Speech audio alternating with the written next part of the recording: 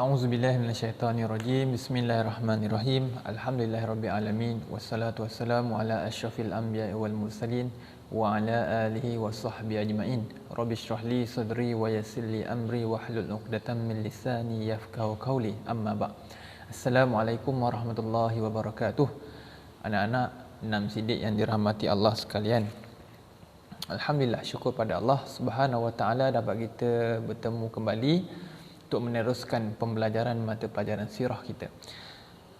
Baik, pada pembelajaran yang lepas kita dah tengok satu peperangan, iaitu peperangan Hunain. Yang mana peperangan Hunain berpihak kepada tentera Islam. Tentera Islam menang dalam peperangan Hunain. Dan pada minggu ini kita akan sambung pada peperangan yang seterusnya, iaitu pada muka surat 6. Pada muka surat 6 iaitu perang Taif. Perang Taif ni dia kesinambungan, dia bersambung daripada perang Hunain tu. Okey, jadi kita akan tengok. Baik. Okey, kita besarkan sikit. Okey, pada muka surat 6 kita tengok unit 2 perang Taif. Latar belakang peperangan Taif. Tarikh bulan Syawal tahun 8 Hijrah bersamaan 629 Masihi. Tempat di Taif sama juga. Itu di perang Hunain kan, berlaku di lembah Hunain. Ni perang Taif berlaku di Taif. Punca kaum Hawazin dan Thaqif ingin membalas dendam atas kekalahan mereka dalam peperangan Hunain. Nampak? Mereka dah kalah dalam peperangan Hunain tu, mereka nak balas dendam dalam peperangan Taif. Bilangan tentera Islam 12,000 orang, tentera musuh tidak diketahui. Pemimpin tentera Islam dipimpin oleh Rasulullah sallallahu alaihi wasallam dan tentera musuh dipimpin oleh Malik bin Auf. Okey. Kita tengok peristiwa sebelum peperangan. Kaum Hawazin dan Thaqif membuat kubu pertahanan di sekeliling kota Taif. Mereka mengumpul bekalan makanan yang mencukupi untuk tempoh setahun. Mereka merancang untuk menyerang balas ke atas umat Islam. Mereka berkubu di Taif, di kota Taif.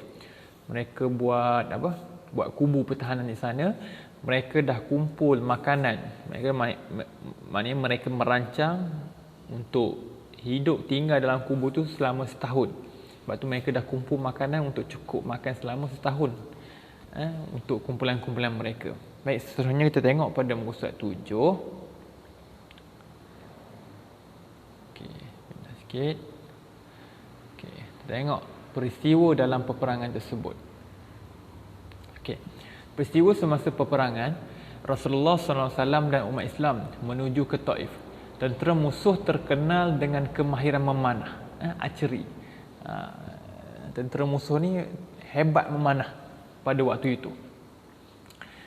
Setibanya tentera Islam di Taif, mereka telah diserang dengan diserang secara hendak, secara tiba-tiba. Rasulullah sallallahu alaihi wasallam memindahkan tentera-tentera Islam ke tempat yang lebih selamat. Tentera Islam mengepung kota Taif selama 20 hari 20 malam. Kalau antum ingat dalam peperangan Khandaq kan, dalam peperangan Khandaq tentera musuh yang kepung tentera Islam selama 1 bulan. Ni dalam peperangan Taif, tentera Islam yang kepung tentera musuh selama 20 hari 20 malam. Dalam kubu tu mereka kepung. Rasulullah SAW mengancam untuk memusnahkan kebun anggur kepunyaan kaum Thaqif.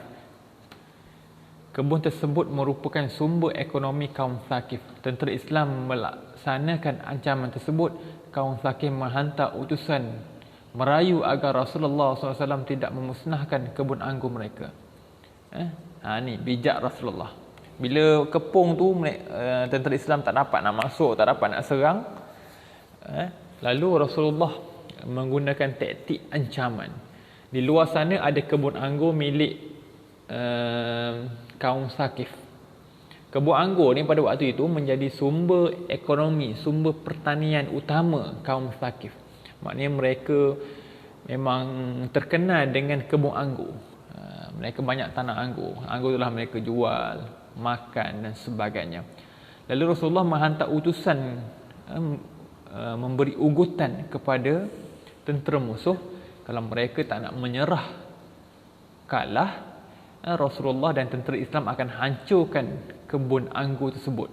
Kebun anggur itu sangat luas. Lalu kaum Saqif merasa takut kerana kalau kebun anggur tersebut rosak, hancur, tiada, habislah mereka. Nanti dah tak ada sumber makanan, nak berjual sumber ekonomi, keuangan, semua habis. Lalu mereka menghantar utusan kepada Rasulullah, merayu kepada Rasulullah jangan hancurkan kebun anggur mereka. Jadi berjaya ke tak berjaya taktik Rasulullah? Berjaya. Menyebabkan tentera Saqif, kaum Saqif dan tentera musuh ni takut, menyerah diri, merayu kepada Rasulullah dan tentera Islam supaya tidak dihancurkan kebun anggur mereka. Seterusnya, Rasulullah SAW menerima permintaan mereka dan memutuskan untuk menghentikan peperangan. Akhirnya Malik bin Auf serta pengikut-pengikutnya menyerah diri kepada Rasulullah SAW dan memeluk Islam. Subhanallah. Kalau kita nak hancur, dia nak menyerah, kita hancurkan je kan. Jahat sangat kan, nak balas dendam konon kan.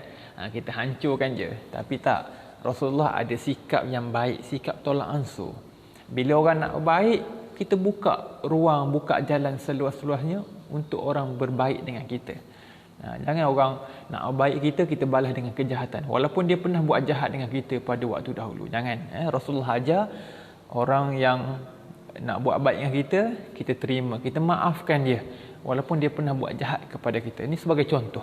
Dan apa natijah, apa kebaikan dia, apa pengajaran daripada sikap Rasulullah ni, yang sepatutnya Rasulullah boleh hancur je kebun anggur tersebut, tapi Rasulullah tidak, dan Rasulullah menghentikan peperangan kerana kaum Saqif dah menyerah diri. Rasulullah hentikan peperangan, tak payah berperang. Rasulullah kata boleh, aku tak akan hancurkan kebun anggur, tapi aku kena terima Islam. Lalu ramai pada waktu itu, terutama diketahui oleh Malik bin Auf dan pengikut-pengikut dia, masuk agama Islam. Subhanallah, cantiknya Islam, cantiknya ajaran yang dibawa oleh Rasulullah SAW, sehingga walaupun Rasulullah boleh membalas, boleh memerangi mereka, tapi Rasulullah tidak. Rasulullah mengambil keputusan untuk berbaik dengan mereka dan mereka pun bersetuju untuk mengikut ajaran agama Islam. Subhanallah. Itu kita kena gunakan dalam kehidupan kita supaya orang di sekeliling kita mendapat manfaat daripada kebaikan yang ada daripada dia ataupun kita. Seperti mana yang ditunjuk contoh oleh Rasulullah sallallahu alaihi wasallam. Anak-anak dirahmati Allah sekalian.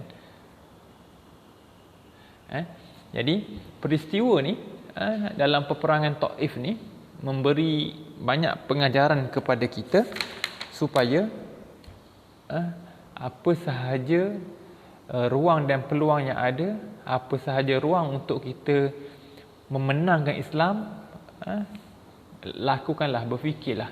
Sebagai contoh, Rasulullah menggunakan taktik tidak mengeluarkan senjata, hanya menggunakan taktik ugutan. Dalam peperangan boleh gunakan taktik ugutan.